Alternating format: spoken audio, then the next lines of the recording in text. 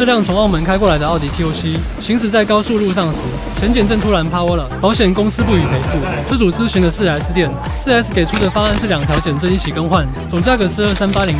车主当场就受不了，好在看过维修减震的视频，于是直接开车过来。下面就看我们是如何修复回去的，只需要把这些一整件全部换新。师傅把新的皮囊利用追用设备与端头扣压回去。视频创作不易，都看到这里了，能不能点个赞鼓励鼓励？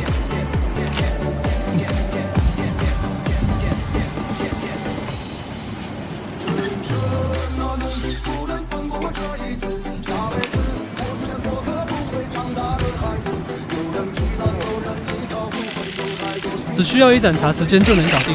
你们觉得这样维修收多少合适？评论区讨论一下。